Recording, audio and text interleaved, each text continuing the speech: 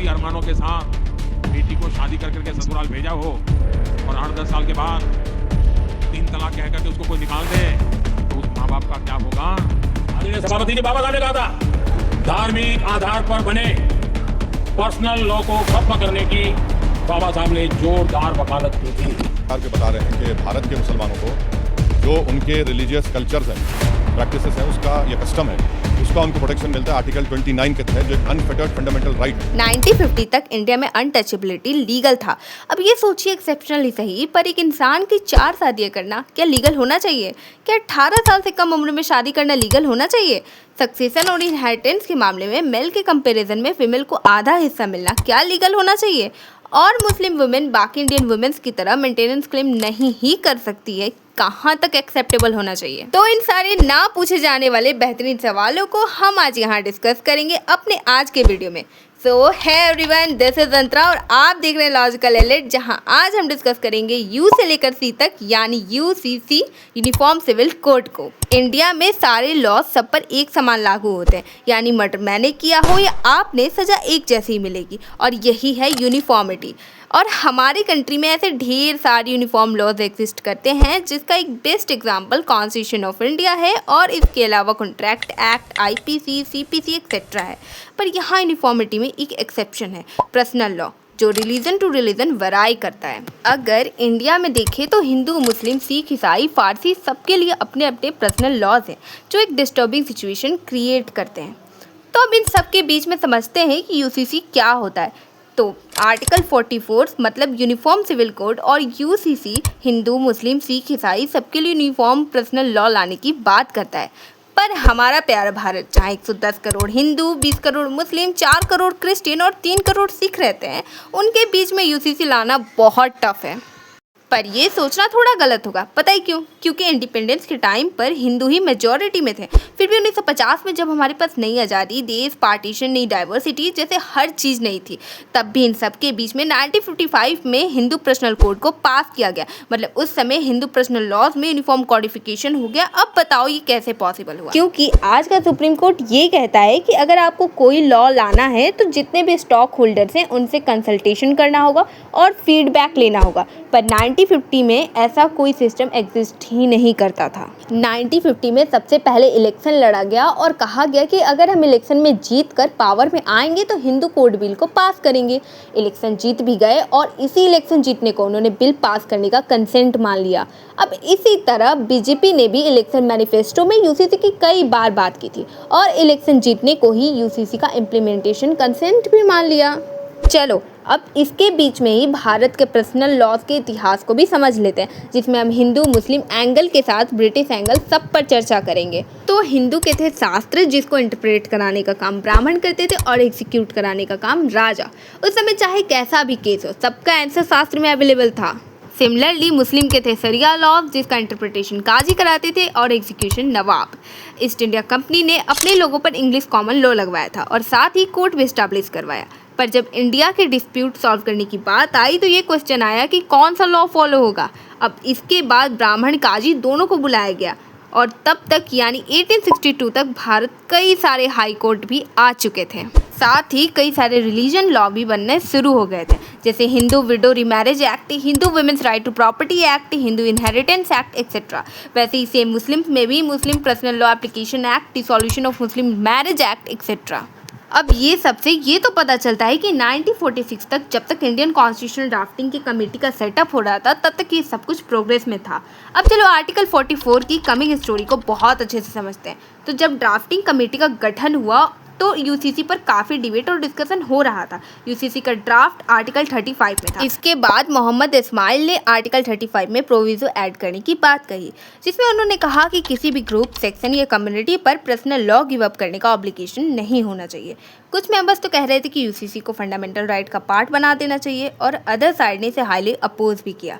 But finally 5:4 की majority से UCC को डीपीएसपी बनाने का डिसीजन लिया गया और कॉन्स्टिट्यूशन बनाने के बाद आर्टिकल 44 में इसको जगह भी दी गई। बट अब इंटेलिजेंट सवाल ये आता है कि हमारी डाइवर्स कंट्री का कौन कौन सा ऐसा जगह है जहां हमें रियलिटी में यूसीसी की ज़रूरत है, मोर कॉमन यूनिफॉर्मिटी की, क्योंकि तभी तो हम यूसीसी बना पाएंगे। Now let's take an example जिससे आपको पता चलेगा कि भारत में पर्सनल लॉज कितने डिफरेंट है। जैसे आईपीसी का सेक्शन 494 कहता है कि एक लिविंग स्पाउस के होते हुए अगर कोई दूसरी शादी करता है तो ये क्राइम है। पर पता है ये एपिसोड टीवी सीरियल्स में खूब देखा होगा आपने, पर सीरियल जैसे ही मुस्लिम रिलीजन का होता है तो वही आदमी अब 4 शादियां कर सकता है। नाउ अब हम इसमें ये तो यूनिफॉर्मिटी नहीं ला सकते ना कि जो कोई जितना चाहे उतनी शादी कर सकता है। नो, प्रोग्रेसिव वर्ल्ड में ये लाना ना बहुत मुश्किल है। अब वही Hindu law illiterate breakdown of marriage एक वैलिड ग्राउंड डाइवोर्स के लिए नहीं मानता। इसके अलावा एक Hindu women equal property inherit करती है, वहीं एक मुस्लिम वुमेन अपने मेल रिलेटिव से आधे से भी कम शेयर ही इनहेरिट कर सकती है। नाउ एक मुस्लिम वुमेन एक हिंदू वुमेन की तरह लंबे समय तक मेंटेनेंस भी क्लेम नहीं कर सकती। पर एक इम्पॉर्टेंट डिफरेंस जो इंडियन लॉ प्रिस्क्राइब करता है वो है uniform age for marriage for all religion which is 18 and 21, और इस डेवलपमेंट के लिए बढ़ाने की बात भी की जा रही है। इसके नीचे शादी करना ना ऑफेंस है और चाइल्ड मैरिज कहा जाता है, बट एक रिलीजन इसको भी अलाउ करता है और ऐसे ढेर सारे एग्जाम्पल हैं। बट एक मिनट, यूसीसी कहीं हिंदू मुस्लिम डिबेट तो नहीं? अगर आपकी भाषा में बोले तो ये और कुछ नहीं, एक तरीका है सोसाइटी में डिस्क्रिमिनेटरी डेरोगेटरी लॉज को हटाने का जो कि बिना लॉ और लॉजिक के क्लियरली रॉन्ग है। For example untouchability. अब मान लो हमारे लीडर्स अनटचेबिलिटी को हटाने वक्त ये सबसे पूछते कि भाई हम अनटचेबिलिटी हटा रहे हैं, आपके रिलीजन को ठेस तो नहीं पहुंचेगी? तो हमारा तो कल्याण ही हो गया होता। One more question, constitutional laws और पर्सनल लॉज में सुप्रीम कौन है? सुप्रीम कोर्ट पर्सनल लॉज में किस हद तक इंटरफेयर कर सकता है? चलो इसको समझते हैं। अब आपको शाहबानो का केस तो याद ही होगा। 40 साल की शादी और 5 बच्चों के साथ उनके पति ने उन्हें डाइवोर्स दे दिया। अब शाहबानो ने सेक्शन 125 के तहत मेंटेनेंस क्लेम किया और इनके हस्बैंड ने मेंटेनेंस के अगेंस्ट ही अपील फाइल कर दी। अब इसके लिए सुप्रीम कोर्ट के 5 जजेस की बेंच ने कहा कि even Muslim womens are entitled to protection under section 125 ऑफ CRPC और आर्टिकल 44 पर टिप्पणी की। अगर यूसीसी आ जाएगा तो नेशनल इंटीग्रेशन पर ही काम करेगा और कन्फ्लिक्टिंग आइडियोलॉजीज पर बेटर जजमेंट्स भी देना भी आसान होगा। पर तब की सरकार ने मुस्लिम वुमेन एक्ट लाकर इसे ओवरटर्न कर दिया, जिसमें मुस्लिम वुमेन सेक्शन 125 के अंदर CRPC से मेंटेनेंस डिमांड नहीं कर सकती। अब इसके बाद सायरा बानो का ट्रिपल तलाक वाला केस सबसे ज़्यादा हवा में आया। इस केस में बानो के हस्बैंड ने 3 बार तलाक प्रोनाउंस करके डाइवोर्स ले लिया उनसे, जिसके खिलाफ बानो ने सुप्रीम कोर्ट में रिट यूज करके पिटीशन फाइल कर दिया और इससे उन्होंने मुस्लिम लॉज की 3 प्रैक्टिसेस को डायरेक्टली चैलेंज कर दिया, निकाह हलाला, पोलीगैमी, तलाक ए बिद्दत, और ये कहा ये तीनों ही प्रैक्टिसेस डेरोगेटरी और डिस्क्रिमिनेटरी है, जिस पर all Indian Muslim personal law board का कहना था कि ये हमारा पर्सनल लॉ कॉडिफाइड नहीं है और उसे कॉन्स्टिट्यूशन के आर्टिकल 25 के तहत प्रोटेक्शन मिलना चाहिए। मतलब आप मुस्लिम पर्सनल लॉज को कानूनी चैलेंज नहीं कर सकते। अब इस केस में सुप्रीम कोर्ट ने 3:2 की मेजोरिटी से तलाक की बिद्दत को अनकॉन्स्टिट्यूशनल घोषित किया, क्योंकि ये इवेंशियल नहीं है, और साथ ही में निकाह हलाला और पॉलीगमी जैसे प्रैक्टिसेस को अनकॉन्स्टिट्यूशनल डिक्लेयर करने के लिए इसकी सही अथॉरिटी पार्लियामेंट को कहा। अब 2023 मार्च को एक PIL फाइल करके सुप्रीम कोर्ट में यूसीसी को इनैक्ट करने की लिए मांग रखी गई।